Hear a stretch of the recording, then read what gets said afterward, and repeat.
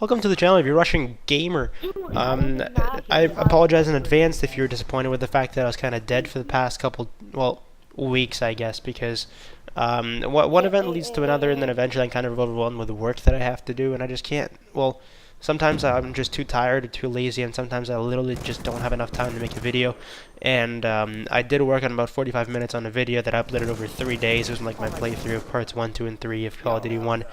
So in case you missed those, go and watch those because they are quite interesting, because Call of Duty 1 is, in my opinion, probably the best Call of Duty to ever be made on a single-player standpoint. Now, this video, I didn't really want to do anything, old. I wanted to do a new topic, and that's the fact that over the past couple days and weeks and months, I've been really getting to good movies, and I've been really enjoying watching movies and stuff like that. And I guess I wanted to do a series where I give my opinion on the movie, because I think I'm a very opinionated person. I like to get rid of my opinions, and I like to share them on the internet for other people to hear. And yeah, that's basically all I wanted to say. Now, the point of the series is for me to gather good movies. I'm not going to do reviews of any bad movies because, well, really, they don't deserve to be on this list. The movies that are going to be put on this list are the ones that deserve that. Anybody that's anywhere that has anybody the same taste for movies as I do should go watch those. Now, I have a taste for very serious movies, the ones with a very complicated storylines. Any good movie that's won Academy Awards or anything, that's the type of movie that I'm interested in. I'm not interested in any kind of animated movie or like any Adam Sandler comedy. Those things suck. Also, be free to put comments down below asking me to do a review of a movie, asking me to watch a movie or whatever, because, well, I like good movies, so why not? And I have all summer to do whatever I want. I'm almost done school. I only have one exam to do, which is history, and Canadian history is bullshit. So, yeah. Now, to open the series a little bit, you're going to know which movie I'm going to review with the title of this, but just to do a little opening, there are a few movies that I really want to start off with that deserve to be in my top 3 list of the best movies that you should definitely watch it at any time you can, because in my list, they're probably the best movies I've ever seen. So yeah, I'm going to start the series off this, but I wanted to do this now that it's fresh in my head. I watched this today. I'm going to do a review of Man of Steel. So, Man of Steel, Christopher Nolan movie. You really don't expect this guy to do any bad movies. You don't. Because he's done all this good stuff. Every movie, you know what feel it's going to be. It's going to have this kind of action-y feel. You feel like you're going to already know the video quality of it. You've already, you sit down on a Christopher Nolan movie and you're already familiar. You feel at home with the type of movie, with the way it feels. That's the way that this movie felt too. It was a good movie. Good. It was 2.5 hours. It was good. I think it wasn't really. It wasn't bad because this guy doesn't make bad movies, but at the same time, it wasn't that great. I mean, the storyline itself was nice. It was there. I don't want to spoil in the movie. If I spoil, I might spoil the first 5 minutes where it gives you the setting. But I don't really like the fact that I don't have a problem watching a 3-hour movie if it has well-developed characters. And for me, the 2.5-hour movie, it could have been made even shorter by deleting some parts, but at the same time, it could have been longer by developing some of the conflict a little more. In a movie like this about superheroes, where you expect, like, if you want a movie about superheroes, you're going to ask Christopher Nolan, yes, do a movie. But the thing is about this movie, there was, in movies like this, I like the bad guys to last longer. As unfortunate as it is, only about like halfway through the movie did the bad guys actually come into play, where they actually put an effect on the storyline of the movie. And it's kind of unfortunate how the opening went for so long, even though the opening is really important to the comic book fans.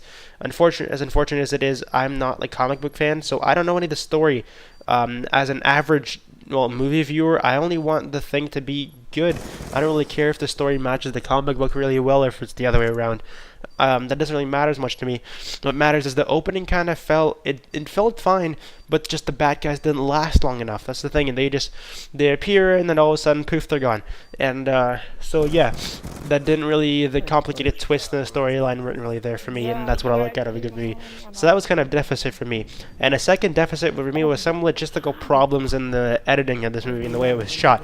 Now, because there's so many things flying to the sky at very high speeds, you know there's going to be be a lot of kind of panorama shots over the city and stuff like that. Now, I'm not going to spoil this, but in any case, in a Superman movie, you're going to see destruction, and there's just a big city being absolutely massively destroyed by these aliens that have come down. Everything's getting destroyed. If you're familiar with the storyline of Superman, this really isn't any spoilers to you. But anyways, they come down. There's all this destruction and stuff, and then there's like random like panorama shot of like some neighborhood where there's literally like an ice cream truck driving right down the street. Like that should have been gone. That's like there's no freaking way ice cream trucks are going to operate while there's all this like stuff going to happen. And also in the city, there's a big part of the city that gets destroyed. There's like these buildings coming down and stuff. There's all this smoke, fire, explosions and shit. And then it pans over to this part of the city where the lights on the buildings have been cut out, but yet the street lights are still there, and there's just cars slowly moving away in their little normal everyday traffic kind of way. Like the streets are just full with cars that are just going, yeah, we're fine, we don't mind this explosions that are happening directly beside us. And so that was kind of a movie. There's some like logic behind that. Like it's not really that much of a deficit because it only appears at about 3 seconds at a time. But for me, I like to look at the small little details, and for me that was kind of a problem because there's all of this like explosions and stuff happening, and sometimes in those panorama shots you don't even see like the smoke from all the explosions that have been happening. And like it's really weird because there's like these ships flying into buildings and there's all this stuff happening, and it's like, we're going along with everyday lives. And so that was kind of a problem for me. Another part of the problem was for me is that some of the things are a little, some of the lines are a little cheesy, like this person that just pops out of a building and he's like, he saved us. Like, of course he saved you, but in a real life situation, you're not going to go in like slow-mo. He saved us. So I know I'm making a big deal out of this, but it's kind of just a little cheesy, and it takes the seriousness out of the movie. It kind of makes it into like more of a kids movie, I guess. And I've grown kind of out of that a long time ago. I really don't like movies that are for kids. Anyways, another logistical problem with this is the fact that Superman, this dude, is like he like swears his life to help people. Like the problem that he was having as a child is he wanted to help people, but he had to use his powers, so he had to be like concealed about it and use them at the same time, which is kind of problematic. And so he's helping these people, and yet Superman is this dude that grabs the enemies or whatever, the bad guys that he's fighting, and pushes them through like 30 buildings, pushes them through a gas station, causes these massive explosions, causes buildings to collapse and everything. So in the process of saving these people from the bad guys, he's killing more people than he's saving.